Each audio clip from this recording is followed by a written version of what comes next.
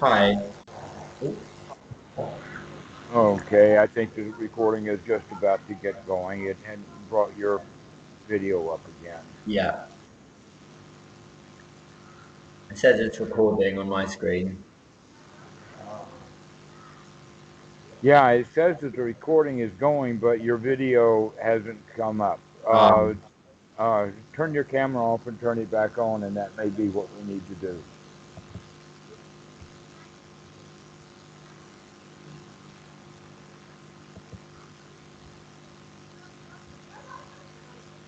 There we go. Okay, so we began this with talking about archetypes and needs and instincts and various almost we could think of it as frames of reference. yeah. That we think of it in the frame of the reference of Greek mythology or metaphors, and that Jung used uh, archetypes. And these archetypes actually is good descriptive language. The whole point of it, in fact, was that people feel a certain way and they express that. And this is what winds up being the expression of that, then becomes these archetypes Yeah. with the tragic parts. So it's very interesting that you're using the word need. So will you continue with that word just a bit? Okay, so I suppose what we're talking about is, yeah, so certain like deeply rooted, and I think deeply rooted instincts within us. For example, like the survival instinct, or like the need to be like loved and held, that are deeply a part of us as human beings. Those are very, very deeply Yeah. buried instincts. And for a very, very young child, it's a survival issue. Yes. And it, for me, I suppose, uh, it's about using like it's about discerning when recognizing and getting those needs met is like a really skillful, appropriate, and wholesome thing to do. And when seeing how those needs or are expressed in ways which are unwholesome and problematic. And I think that they can be expressed in both ways. But I think Absolutely. there's a Dukkha and danger. Nirvana, those are the two ways. Yeah.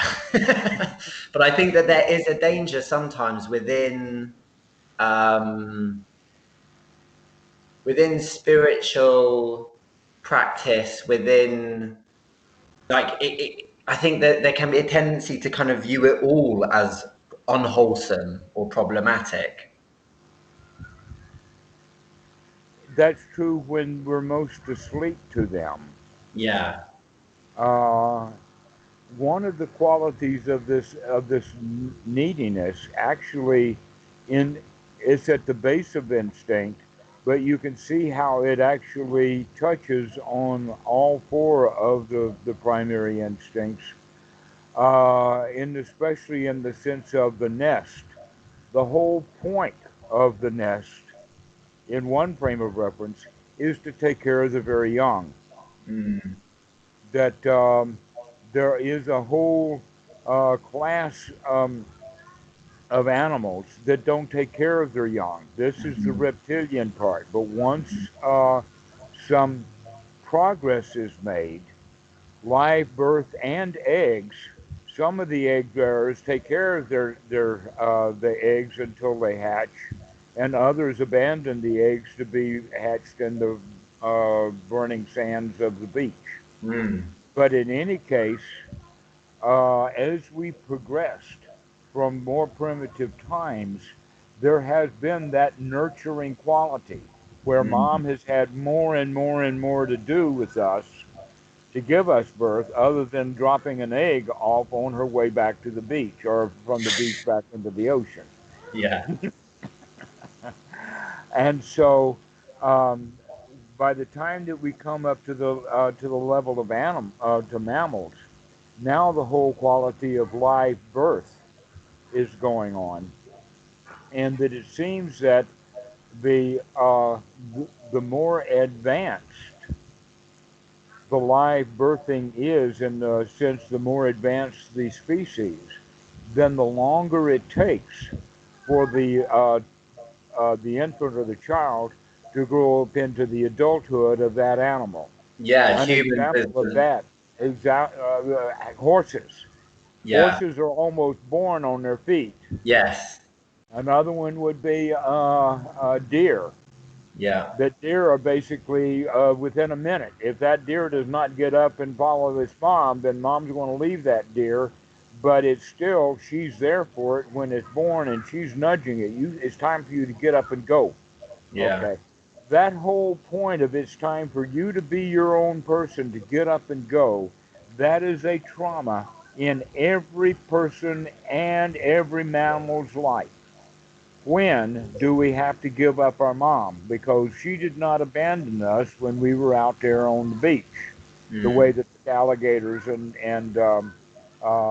spawning fish and that kind of thing. hmm, That this whole quality of live birth, as well as the long duration, now is beginning to look like that um, humans are actually evolving very quickly, in the sense that only 10,000 years ago, or maybe 100,000 years ago, humans were about the age of 5 or 6, were ready to go. Okay, that kid picked up at the age of 6. He picked up a child 6-year old spear, and off to the hunt he goes. He's one of mm, them now. mm, Okay, but in modern society, look at it, and they recognize that our kids don't grow up until they're like 25 or 26, and even then, I'm not sure that humans grow up very, very slowly. yeah, And that slow growth of the human also has quite a lot of impact upon our nest before we're finally kicked out of the nest or leave the nest. We spend much more portion of our lifetime. I mean, if people are going to live to 75 and they get out of the nest at the age of 25, that means a third of their life is spent in the nest under the wing of a yeah, parent, and only then another 50 years of their life that they're actually on their own. That's not true for most mammals. Most mammals, they got to get up and start walking and follow the herd, yeah, right, almost from birth.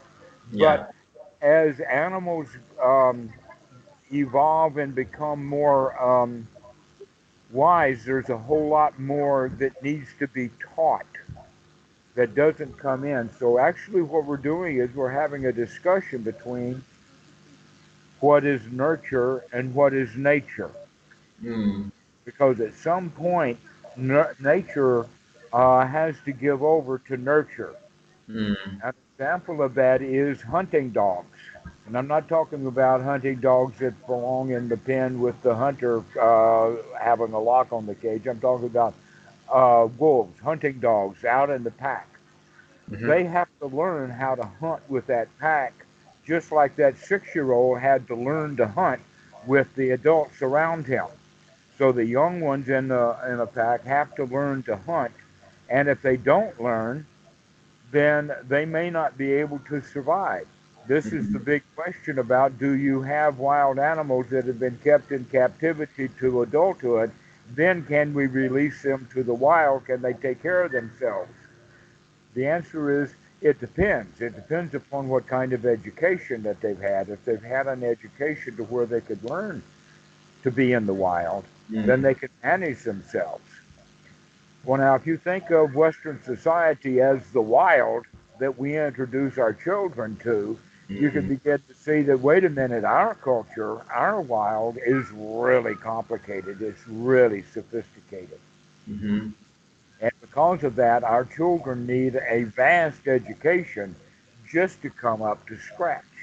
yeah, All of that, again, is built into that quality of nurture or that dependency that we have upon one another. So humans wind up being more interdependent with other humans than any other species I know. Mm. We literally cannot survive without each other. Mm. I live in a house, but I didn't build it. Mm-hmm. I ride a motorbike. No, I don't.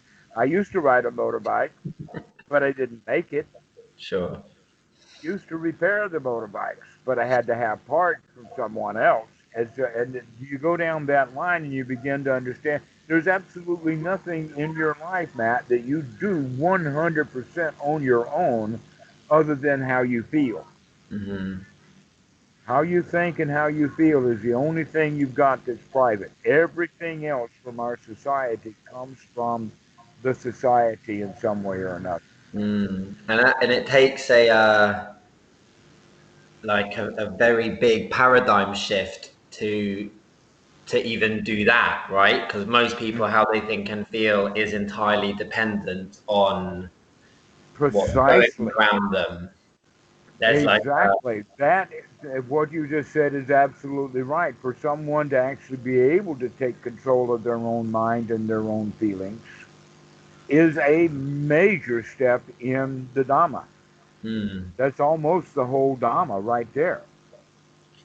And So, you're also right in the sense that people who don't can take control of their own mind means that they've already given it over to society. So now they are 100% dependent. No one, I hear that's maybe an interesting thing because I've been wondering why is our society so full of fear when in fact the society itself is fairly safe? mm, The answer is nobody really trusts the society to provide them what they need. Everybody does feel insecure. mm. It's because It, that dependence, we use money as a way of justifying why we help other people. It's like money's replaced. It's like we couldn't just say like, right, we're going to create a society where we're going to like teach each other's children, build each other vehicles of transport, look after each other's animals, build each other houses, grow each other food, do all we these used things to do because that. we love each other. We Because used we to do can't it make a that way. society where like we're going to do it because of that we need an excuse that says, well, I'll only do that for you if you give me this, and I'll only do that for you if you give me this money. And it's like, and so because even though in a much more sort of compassionate, humane society, we'd still be doing all those things for each other, the motivation, it would be different, or the excuse of why we're doing it would be different, and therefore we'd all feel good about it. Whereas at the moment, we all feel scared about it because maybe I don't have enough money to pay that person to give me food. So it's Exactly the case. Okay, so you could go so far then to say is that money is of value because it is the expression of selfishness. mm. But it's so funny. It's used to justify actions, which just if you just change the the paradigm a tiny bit, we'd all still be doing the same things, right? We'd all still be growing each other food, building each other houses, looking after each other's children. You know, we'd all still be doing the same things, but just the tiny little shift that happens that would mean that we were Right. doing it for wholesome as opposed to unwholesome motivation. Exactly so. And what is that little shift? That little shift is actually we can look at it from several different vantage points. One of the ways of looking at it is that is it selfish or altruistic? Mm, Another one is it are we working with friends or are we working with foe? In the sense of we do business with um, people who are not our friends. mm, And so there's a bit of competition with it mm, to where when everything is done through friendship, then, oh, if you need a barn to be built, sure, I'll come help you build your barn. Okay. Without having to say, oh, yeah, I'll come help you build your barn, but I want 750 an hour. So that whole idea then of tit for tat or the barter system is based upon lack of trust. Mm. or lack of friendship, Mm. or from the perspective of lack of trust, it has to do with um,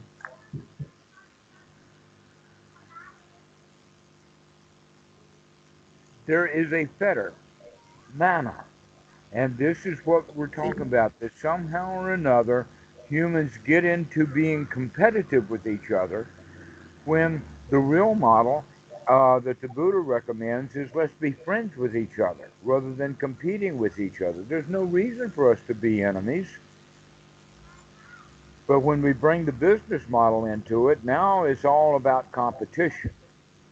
Who's got the most money and who can get the most money, Mm. etc., like that. You see, this is where some of the archetypes are helpful because we Uh-huh. have within our unconscious, within our like body minds, we have this very deeply held notion of a mother's love, for example, um, or filial duty, say, like the duty of care of children to their parents.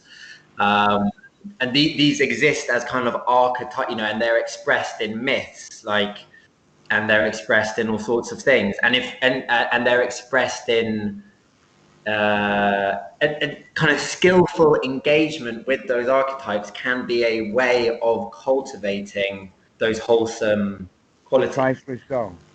One expression that I know of is called pay it forward Mm-hmm. rather than paying it back. You see, all of business is all about payback. Mm-hmm. I give you this as payment for what you gave me. But the Dhamma is based upon the other kind of model, and that is the pay it forward in the sense of I give you Dhamma, and now it's your job to go give Dhamma out there so that we can spread this good news of a happier way to live. To Mm-hmm. change that, change it out of the business model. That's part of the reason why I think it's so fortunate that Western Buddhism has fallen into the business model because it's detrimental to the actual spreading of the Buddha's teaching. Yes, and it's very pernicious, isn't it? If like something is being said one way but structured a different way, it creates a kind of lack of integrity in the entire Right. To, structure. to where you would, for instance, you would not have a relationship with your mother where you would have to pay her a salary to be your mother. Mm, That in fact, that's the problem with the nanny. That uh, the real thing needs to be done is the nanny needs to transcend being a nanny or being a paid mother so that mm, she could actually give the child the love that the child needs that's not going to get happen from the real mother because she's too rich. And so mm. she's going to try to pay somebody to take care of the kid. Yeah. All right. So in this regard, we have to look at that relationship between a child and the mom is very deep. It's one of the most primary relationships of all that we have because I mean, after all, the lady gave you birth, Hmm.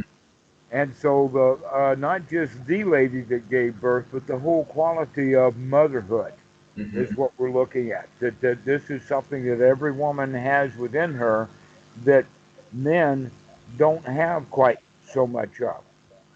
So this goes back to the quality of the real teachings of religion is more of getting the men to come out of their male domination competitive ways Mm, and become more feminine in the sense of friendship and camaraderie and sharing rather mm, than competition. So mm, you could say then that the real job is for men to stop being men and start being women. mm. There's like oh, what's the name? What's the name of the hormone? Oxytocin. Basically, like if you think about it hormonally, you want more oxytocin, less testosterone. Hmm. Oxytocin, are you familiar with it? It's what um, in breastfeeding and in giving birth, it's the hormone which becomes very high, and it's associated with feelings of like love, warmth. Uh, Essentially, it's like a selfless love, a Precisely. all-encompassing, physically felt love. You're right to bring that up because for one reason or another that I won't go into in great depth, but most of the students that call on Skype are guys. Hmm. And that that's the part then that men are not trained with as children. Girls almost have it kind of naturally as part of their genetics. But us guys, we've got this stuff called testosterone that makes us go out and do stuff that is socially in our society nowadays inappropriate. Mm. And that testosterone drives us in oh so many ways. In fact, I can hear it in the background on these heavy motorbikes that are just passing by. That's Mm. testosterone. You can hear it. It's music. Mm. But that's also, once again, to go back to archetypes, is because the reason why it comes out in Look, inappropriate. please, look at all that testosterone. They're The all reason together. why it comes out in inappropriate or unwholesome ways is because we don't have a wholesome way to channel it. Like, there's so much stuff. I thought, I had a very big life crisis around the age of 27. And I look back and I think, like, I think how little our society provides in terms of like the movement from adolescence to adulthood. And in most cultures, you have rites of passage that are meaningful, and you have. The more primitive the tradition or the culture, then the more stark that rite of passage is. Mm. In our days, we almost don't have it much. One of the vestiges would be like joining the military, perhaps Mm. graduating from college, or getting married. But Mm. that's nothing like the rite of passage that, for instance, what was his name in the movie The 300? I forgot what's his name, but his daddy and mom put him out in the cold wilderness. He's got to bring back the carcass of something or another. Yeah. But then Okay, that rite of passage being taken on in a very harsh, unloving way, right? Whereas the rite of passage, I could imagine, societies where there's like, I don't know, maybe not. Maybe it doesn't have to be a harsh, unloving way to be left in the woods with a knife, being told you got to bring back a deer or whatever. right. The American Indians, by the way, do that also. That they'll put the Yeah. young buck up in a tree or something, and he's got 7 or 12 or 21 days or whatever that society wants him to do, and he's got to come back on his own and survive it. Yeah. So we don't do that so much anymore, but we have vestiges of it. Yeah. Another one would be the bar mitzvah. Yeah, but that is, I mean, I actually had a bar mitzvah. I was, adopted into a Jewish family.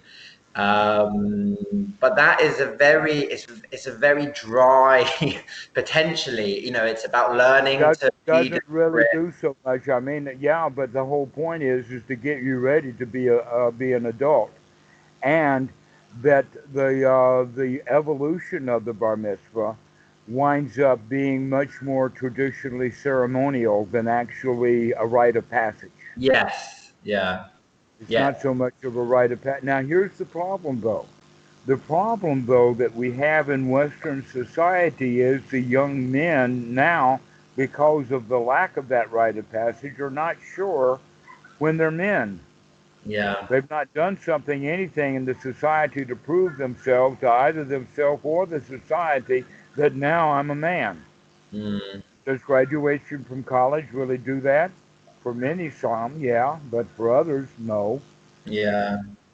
Also, We what don't. happens at universities or colleges, as you call it, is often actually a really uh, like I suppose like some of those rites of passages get taken. I think a lot of the like young male compulsion to drink a lot and take a lot of drugs, comes from that desire for a kind of rite of passage. They want to have their consciousnesses expanded in some way, or they want to feel a sense of kind of like camaraderie and, you know, whatever You're it is. absolutely right. That whole thing, Dan, is a search for Yeah. something that the society has fallen down on and fails to give young men. Yeah, but it expresses it. See, that's the thing. I think it returns back to the conversation like at the beginning. It's like there is this wholesome, real, deep set of needs that we have as these, like, you know, humanoid mammals that we are. And if they're not met, if they're not met because the nature of our society or the nature of maybe the families we've been brought up in, then that need still exists, but expresses itself in very unwholesome and unhelpful ways. And Precisely, because of the ignorance that's passed down from generation to generation. yeah. That's where the ignorance comes in. See, it's interesting. I feel like the Dharma, like at its like most absolute supramundane level, it is all about the complete overcoming of all of that, right? Precisely. Whether we talk about it in archetypes or whether we talk about it in Greek mythology or religion, or whether we talk about it from the sense of um, instincts, Mm, or if we talk about it only in the sense of the four modes of clinging and the four woeful states, which are actually part of Buddhism, it's really all the same thing. It's just different ways to look at it. And when the student begins to understand, that's what's really going on is that I was born with all of this old ancient humanoid programming that then was not fully developed because of the culture that we were in, mm. that the culture itself was not fully developed. Or So yeah, that didn't meet wholesomely, didn't meet that programming, those needs, all of it, it right. wasn't And in a so the kind of, society does not meet our needs. yeah. And so we have to find a better way of meeting those needs. For instance, the need to feel loved, we can generate the love that we Mm, need. mm, That in fact, basically, the need to feel loved, if we go a little deeper, we'll find fear underneath. yeah. And so if we begin to say, okay, well, I don't have to deal with needing to be loved, what I need to deal with is being fearless. If I can get myself out of the states of fear that I'm in, then I won't need so much other people to love me. Yes, but do you know what's interesting as well, though, is that unless I think you can look at it the other way around, and you could say, unless someone essentially has a like secure sense of like being in a loving world, they will find it very difficult to become fearless. That right, that means that we actually have to create that loving world that we live in. Yeah, Well, guess what? That loving world that we live in, or that hateful world that we live in, is all really up here. We yeah, learned either that love or that hate out there, but once we've got it inside, and now it's a world of hate, we need to actually make that world into a world of love so that, yeah, in fact, we can feel secure, and therefore we don't need to feel loved because we've got what we need. So these basic needs that humans have are basically needs only because they haven't been fulfilled properly. yeah. And that a lot of what we're practicing with Anapanasati is actually finding ways to fulfill those needs. Yes, because deeply training yourself in joy and happiness is like telling your nervous system like everything is okay, you're safe, you're loved, Precise. right? Like on a And physical it can level, even that's be what you're it doing. can even be stated at the bottom level of I am my own mommy. Yeah.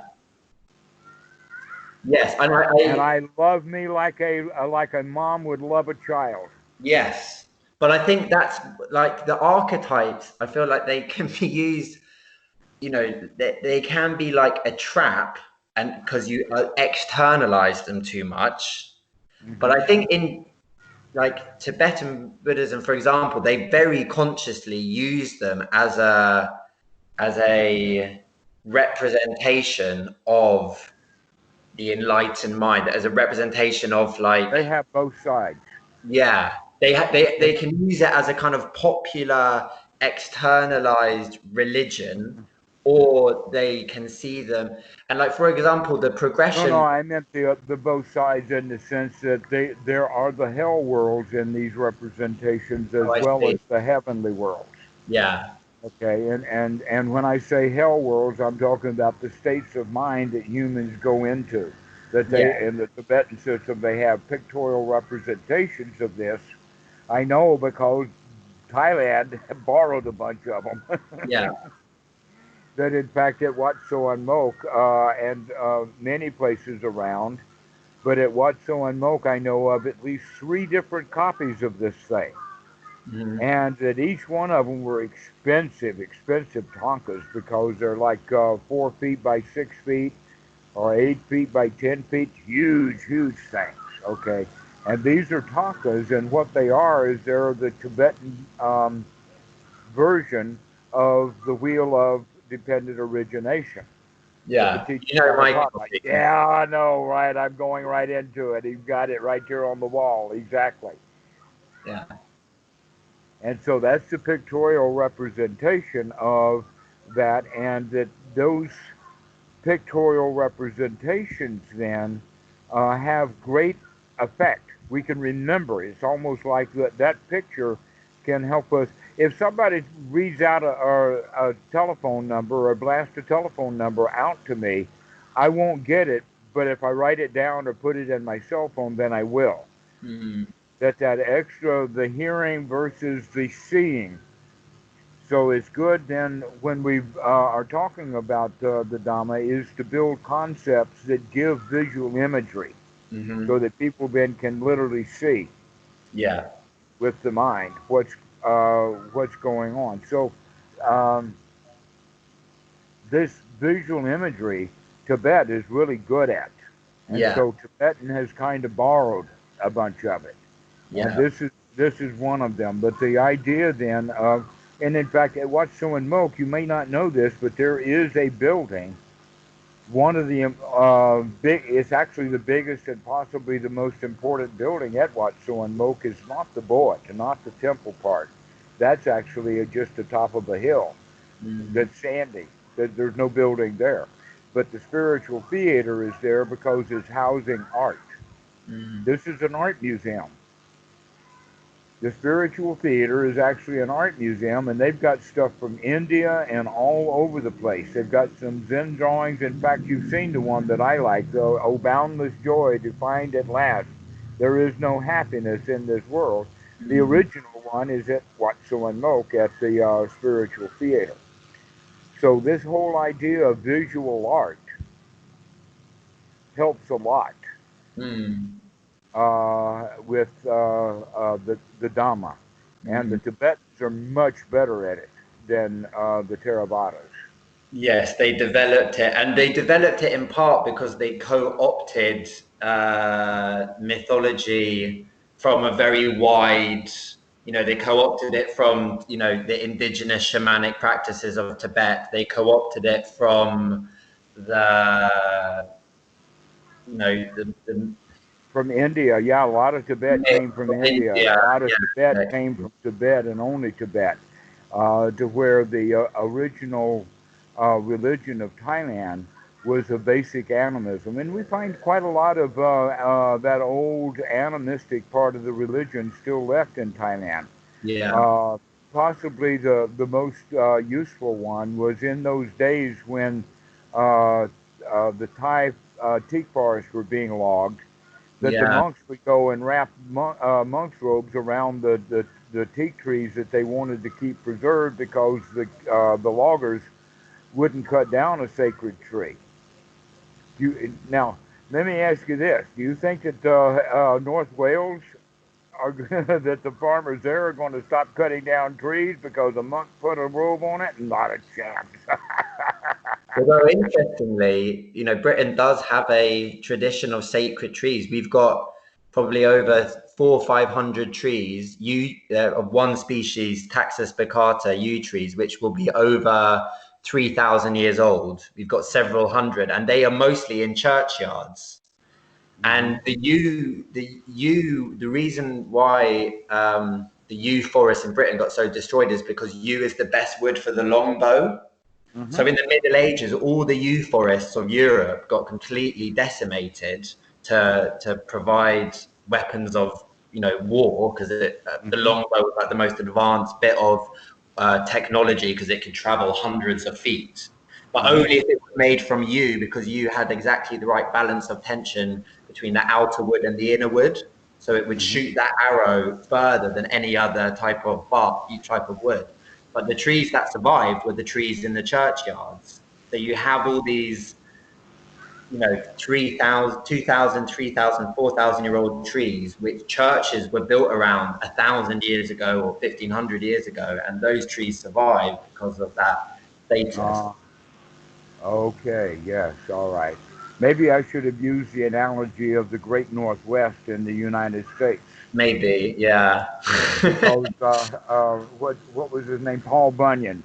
Paul Bunyan is not going to stop because some monk put a robe on a tree. He's going to cut that sucker down.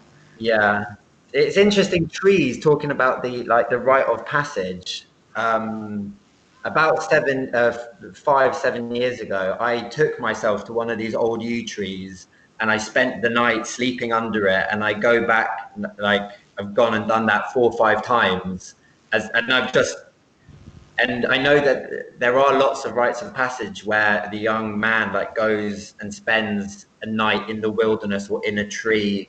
There are even like shamanic traditions where like you have to spend like a week or 9 days in one. Different traditions have different timing. The longest one I know is 21 days. Yes, in apparently in Siberia, that to become a shaman you spend 21 days atop a birch tree. And but yeah, but that's what so anyway, going back to like that, these needs, on the one hand, like the Dharma is there to kind of like transcend these needs, but on the other hand, that can't happen through rejecting those needs, right? Like we can't. Transcending through fulfilling these needs. Yes, but finding a wholesome way. So instead of, because there's lots of unwholesome ways that one could connect with the feminine, right? One can become like a serial womanizer. One can only find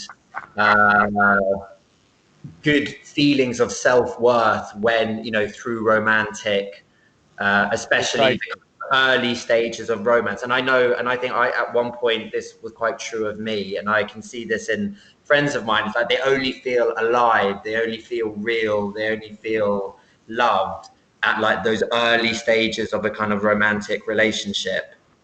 Well, in that regard, that would look like, because this is something that I see kind of missing in TA, but we could put it back in there, and that is that transactional analysis, or Byrne, thinks of the super ego or the parent ego state is kind of an adversarial. It's where all the rules are kept. You got to do it this way and that way. But in this regard, we can think of it as also the nurturing part of us, if we would turn that side of it on rather than the rules. So in effect, instead of being our own taskmaster, we wind up being our own mommy in a very nurturing, caring kind of way. I mean, that we've started to take care of. Go ahead. My understanding of psychotherapy is that that's what it's there to do. It's essentially people who, for whatever, you know, their families were not able to like meet all of their needs growing up. So they go to psychotherapy to learn how to like relate to themselves and their needs in a loving parental way.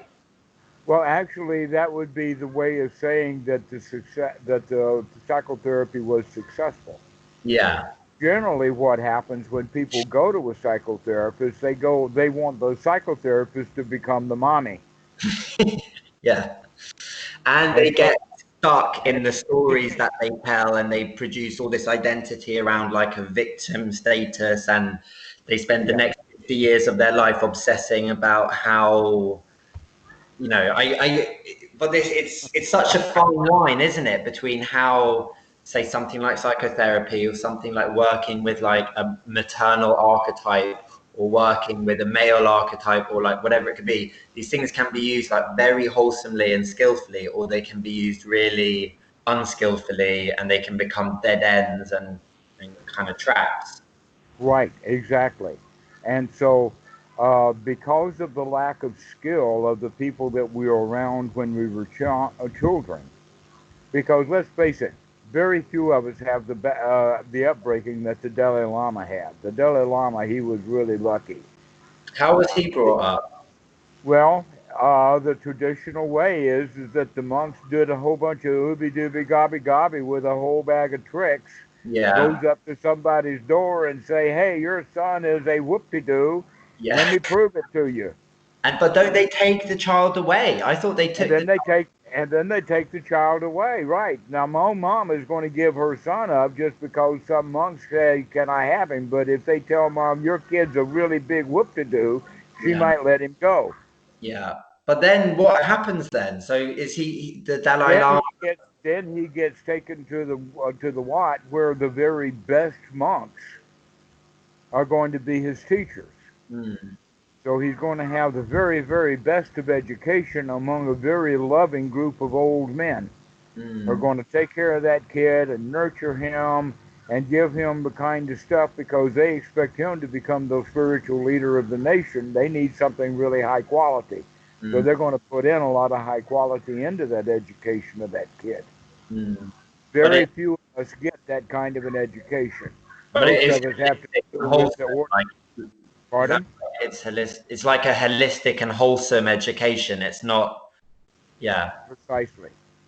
because I think there are reports like in some circumstances where tulkas and people actually don't get that kind of loving, get taken away from their families, and it's not so rosy, right? That happens as Right. well. Sometimes it's not.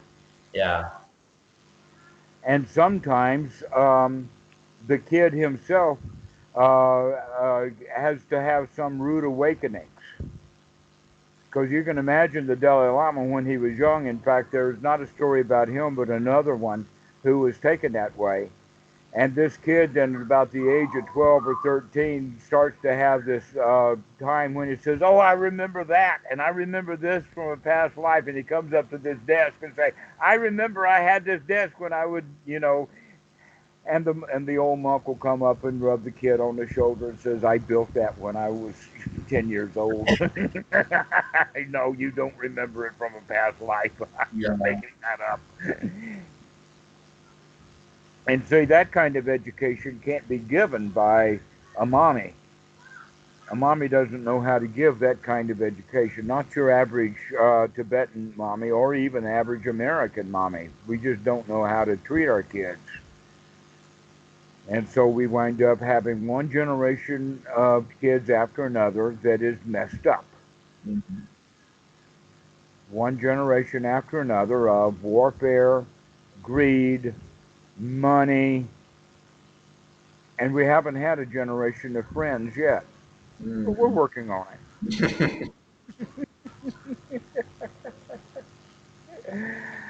Yeah. And so it's going to take some time, but that friendship then, that's in fact what we want out of that mommy, that archetype. That Mother Earth. We want that Mother Earth to be a mother to us, to sustain us, to keep this planet alive. And yet the actual planet Earth don't care nothing about humans. The actual Mother Earth don't know nothing about humans, but humans have made Mother Earth into an archetype because we need her so much. Mm. And so all of our sustenance comes from the earth. All of our drinking water comes from the earth. All Mm. of our breathing. If the earth wasn't here, what would our air? Where would our air come from? You know, it's here because of the same reason we're here: gravity. Mm. And so all of our sustenance is coming from Mother Earth. That gives us then that basic quality of that nurturing, because without that, the gifts of the Mother Earth, we would not survive as a species or an individual. And so there is that dependency. And we are, in fact, dependent. And that dependency with ignorance then puts us in the position of being a victim or Mm. one down or in the state of need or being needy. Then there's that way of looking at it where it's like we are that thing that we seek, right? Because from another way of looking at it, like to Yes. separate us, to even think of us as separate from the earth is a conceptualization, because actually we're made out of the same stuff as, No, we are the world.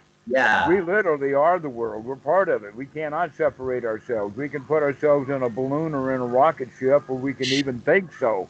But that doesn't change the reality of it, that we are really, really solidly dependent upon the planet Earth. Without that, we don't have any sustained existence. yes. So, but once we have the basics that the planet gives us, the rest of that stuff, that needy that we're talking about, is now just instinctual bullshit. Mm, We really don't need anything because we've already got everything that we need.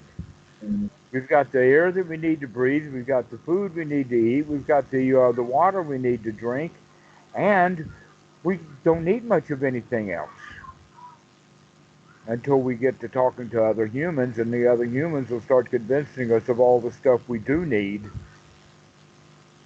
And they'll convince us of that because they know that need so strongly within themselves. And so, in fact, we do not teach our children to be satisfied. We teach them to be needy. mm, And so, in that regard, a lot of our need is learned behavior. mm,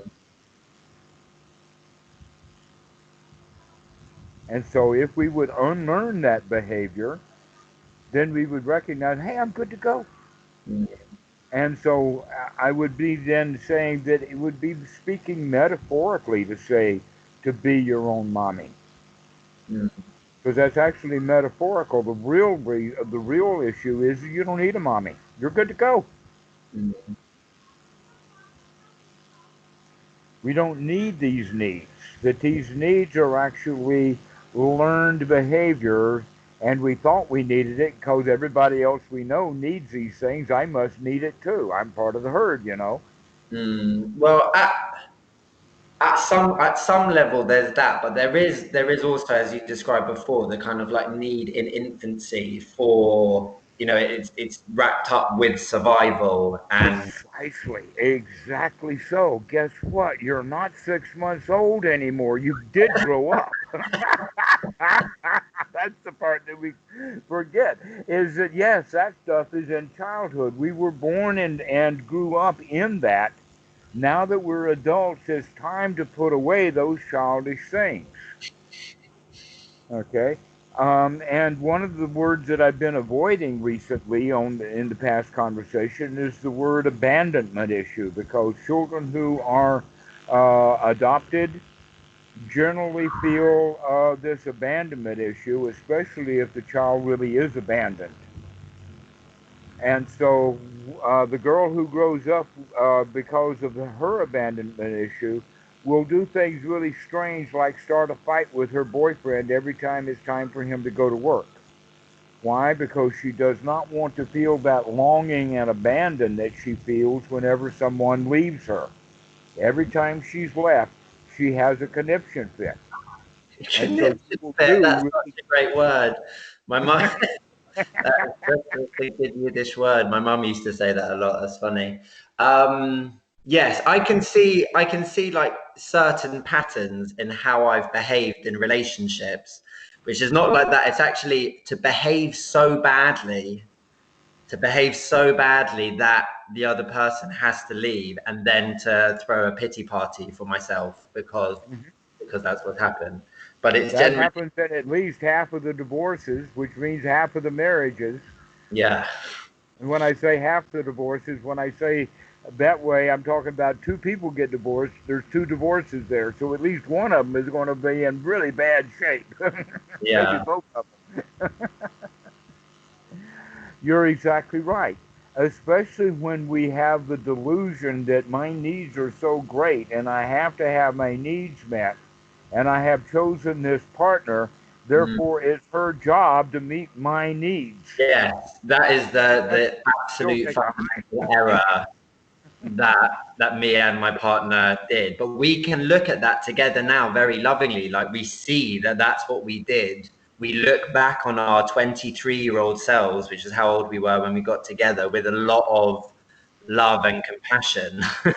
And we can look at each other now where we're not inappropriately putting those expectations on each other. And we can just kind of be like, you know, Right. like a Well, love now, and respect there.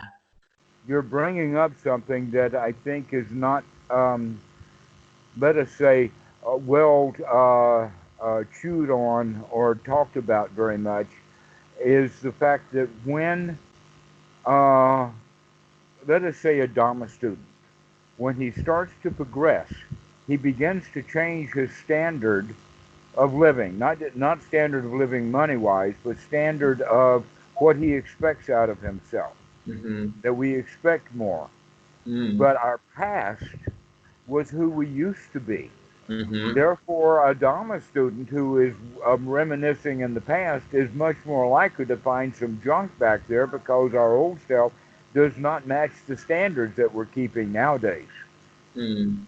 And so, if we reminisce about the past, we'll wind up feeling guilty and remorse and all kinds of things that is kind of inappropriate. It's Mm. better now that you, especially now that your wife and ex-wife and you have gotten things straightened out. Mm. Don't dwell on the past anymore. Stay with what you've got with her now to Yeah. things friendly. Yeah. Because if you remember the past, you'll think of things that she did that were terrible, and she'll think of things that you did as terrible, Mm. and then you'll think of things you did as terrible, She does and that then quite everybody feels bad. a lot. No, I'm joking, but yes, you know, I completely agree. I completely agree. But there's different ways of relating to the past, right? There's a way of getting in the past, and it's like you are identifying with it completely. And then there's a way of just kind of like from this present moment, looking back with some love and some compassion. Because I look back at my 23-year-old self, and I just think, or my 25-year-old self, or my 27-year-old self, and I think, my God, like I didn't have a clue, and I was so, you know, so unhappy, and I see how like how essentially doomed that self was due Hmm. to ignorance. But And now you can say, but that's not me now. yeah, I have no problem with that sense of distance and separation. But you do see where many, many people coming to the Dhamma are attached to the self, the personality. I am my personality. But then when they begin to change, they don't like that old personality so much anymore, especially if they continue to identify it. But Mm, in fact, you are not. You're past. no. You're not. If you think so, then you'll make yourself really miserable trying to fix something that you cannot repair. Mm, mm, mm, mm. Yeah, So it's that's better to leave that broken stuff experience. just broken Yeah. and stay out of it and stay in this present moment. By doing so, we'll figure out that a lot of the current needs we have is the need to feel good over something that's already finished and over and done with, that got broken back then, and to now we feel the need to fix it. So in fact we can't. Mm, So giving ourselves the loving kindness that right now is good enough. mm. Let's not try to fix the past. Because a No, lot of what we thought we needed, actually, we don't need it anymore. That's just the past. It's gone now. but actually being able to give yourself that sense of like contentment and loving kindness, that is fixing the past. It is like it is, Exactly. yeah, It is, in fact, it's meeting the needs that we have. yeah, The reassurance that everything is okay right now, just like it is. yeah. That we don't need to fix anything. We don't need anything. We're good to go right now. In fact, we're good to not go. I like that too. I'm really good, so I don't have to go.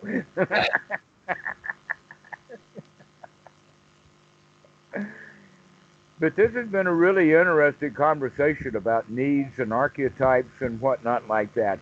And we Mm, can see that the various ways of expressing it all boils back down to the same thing, and that is that humans, um, the way that we're raised is problematic, mm, and that we need to re-raise each individual one then to re-raise himself so that mm-hmm, you're a full adult rather than um, only half baked or half done. mm, mm.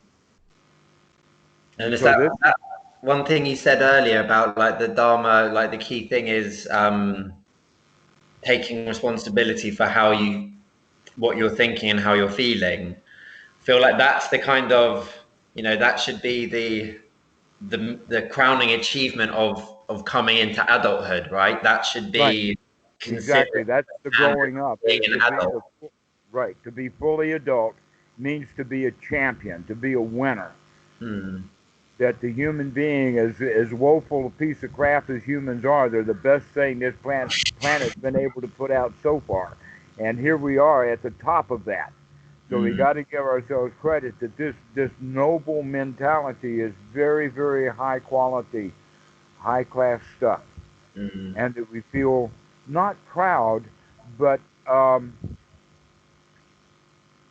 Appreciative, secure, huh? yeah.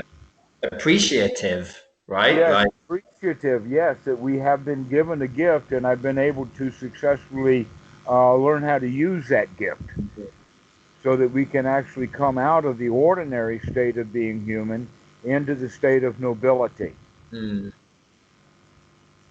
and that can be transferred from one person to another, mm, but not in mass. mm, I don't think Buddhism works very well on television. I don't think it works very well even in the retreat setting. mm, I like this one-on-one. That's what I got from Bhikkhu Buddhadasa and Ajahn Po, and that's why I like to do the one-on-one with this. mm. Is the students seem to get a great deal out of it by having to be able to talk about their way of looking at it and getting another view and dancing around the issue until we fully understand it well enough to say, yeah, I can put that to work. I can use that. Mm.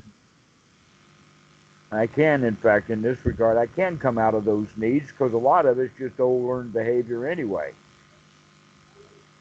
A clear example of that learned behavior is the young man who walks around the corner and there the bully is with his two friends. And what Mhm. does this young man do? He freaks out. He goes into a state of fear where in fact it's a safe environment. He's at school. The Mm. bully is unlikely to beat him up and tear him in half right there on the spot. And if he would just continue on down the hall and do what he wanted to do, the bully may not even pay much attention to him. But if he stops and gets into a state of fear, that bully's going to pick him out. Mm. Okay? If you think of it like that fear is learned behavior. Mm.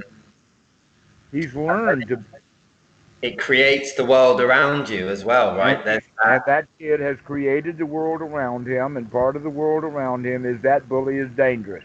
Mm. But But in also, fact, no, that bully is just reacting as a bully because he's got the idea that kid I can pick on.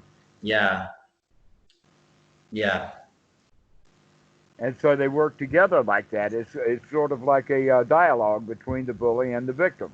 yeah, But if the victim changes his dialogue, I'm not the victim of that bully anymore. He's just some big kid that I don't like and just walk on by. There's no problem. There's no issue. yeah. So a lot of our fear and a lot of our needs is learned behavior. We learn to be afraid. In fact, the media, propaganda, the news, especially in the United States, is designed to make people afraid. Half of the people are afraid that Donald Trump won't win, and half the people are afraid he will. And boy, everybody's just really super freaked out.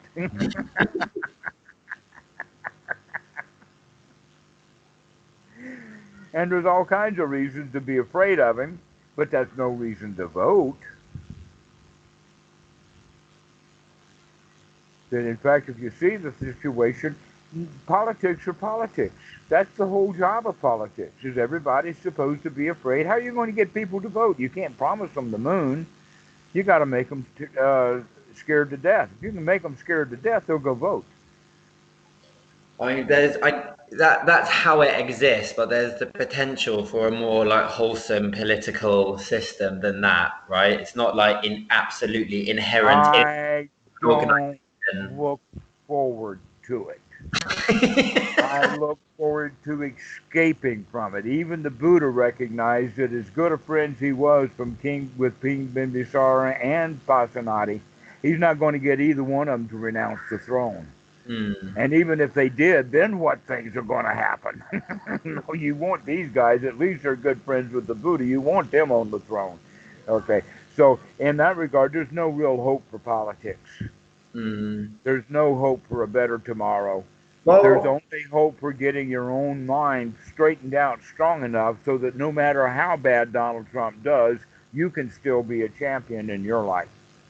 yes, I hear that, but there's also, you know, No, you we're didn't. describing about the potential for human interaction to be motivated by so much more wholesome, you know, think about the like One you on often one. talk about society in Thailand in very positive ways, right? So Mm-hmm. you see things that are positive about social organization in the society that you live in. So that was presumably arrived at through people working together to create and envisage and enact social systems that work. Right. What politics is. So long as each individual has the quality that we can get along together and straighten this out. Yeah, But when you have the quality of we can't straighten this out, I've got to get rid of you, and then I can do what we need to do. yeah. That's the Really, problem. two party system politics is, you know, obviously predicated on that competition and is, yeah, I don't envisage anything particularly fantastic coming out of a system Right. that so Where predicated on that. other parliamentary systems that have more than one political party, though, the politics of those parties winds up being complicated. The systems of government wind up being better, and I can name you a whole bunch of countries I know of that have multiple party systems. For Yeah, and instance, they have, India and Thailand and Great Britain and Germany, they all have more than two political parties. yeah, or Britain does have more than two, but it could do with having a few more. Yeah, it could. It could. Yeah. All right. Dhammarato, thank you so much. It's been really interesting. This has been a joy. I've really enjoyed talking about archetypes. Haven't talked about them very much. But you can see that, in fact, archetypes and mythology and psychotherapy and the instincts and the teachings of the Buddha are all just merely different methodologies to try to get to the heart of what is it to be human, and Mm. why have the humans been such failures at being human.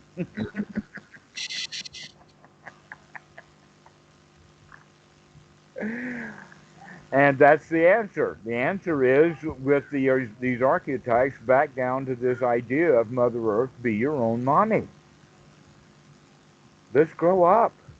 Not Mm. in the sense of let's be your own mommy in the sense of, oh, there's this wonderful thing now that's going to be my mommy. Oh, Mm. no. It's that be your own mommy means you're the mom now. You're the boss.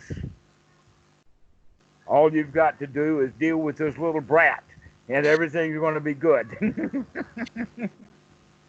And so we're actually taking that shift from the loser brat mentality of having a mom to take care of him into now we're the mom, now we're the big dude, now the one that we can take care of this screaming child. We're Mm. the boss now. And Mm. so that attitude change is actually the change from being the child into being the adult. Mm. So I think it's where the teachings on emptiness and archetypes are actually quite interestingly cross over, is that sense that we are all of these things and none of Mm-hmm. them.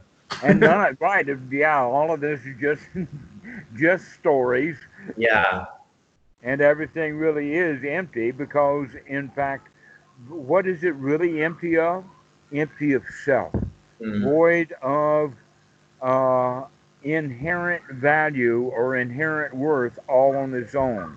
mm, That an example of that would be gold, mm-hmm, in the sense that gold it melts at a low temperature. It's got a glitter. It can be made into jewelry, and it lasts a long time because it doesn't rust. Okay, why is a product that has that? Because I can give you several products that do that, including lead. Lead will do all of those things for you. But why is lead less than $1 an ounce, and gold is $1,600 an ounce? Why? yeah. Because of the mindset of the humans. We're the one who adds value to it. And Mm-hmm, if you think we're crazy to add value to gold, think about adding value to me. And mm, I'm golden, okay? That's the problem is that we overinflate and overvalue ourselves rather than taking things easy. We take them as if things are really big deal, expensive. We mm, think of things that have great value. To in fact, nothing has any value at all. There's mm, no value anywhere. Everything is empty. There's no self anywhere. mm, And that's liberating. Oh, is that so liberating? Oh, mm. wow. That means I don't really have all of those stupid responsibilities I thought that I'd given myself. I can just feel good. Now it's good.